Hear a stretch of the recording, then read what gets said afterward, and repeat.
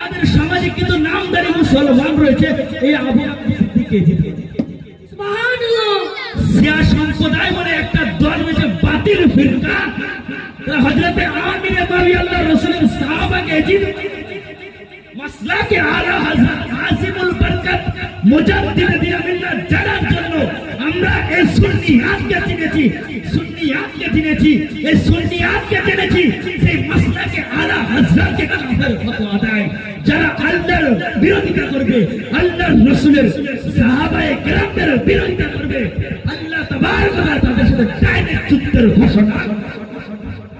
সুবহানাল্লাহ বলবেন না? সুবহানাল্লাহ। আল্লাহর ওলিদের সাথে গুস্তাখি করবে, গাউসে আযমের সাথে মাসলাকে আলা হযরতের সাথে গুস্তাখি করবে, সাহাবায়ে কেরামদের সাথে গুস্তাখি করবে, আল্লাহ তাদের উপরে লানত। এটি শুধু তাই নয়, যুদ্ধের জিহাদের ঘোষণা করেছেন। হে আবু বকর সিদ্দিক রাদিয়াল্লাহু তাআলা কে আমার রাসূল পাক বলেন, রে আবু বকর তোমার কি মনে পড়ে না? আশাদ ব্যাপার কি মনে পড়বে? আবু বকর বলছেন, ইয়া রাসূলুল্লাহ নবী গো, ইয়া হাবিবাল্লাহ কি মনে পড়বে? কিছু বুঝতে পারি না। বলছেন একদিন রাতের কথা মনে করো। আবু বকর সিদ্দিক রাদিয়াল্লাহু তাআলা বলেন, ইয়া রাসূলুল্লাহ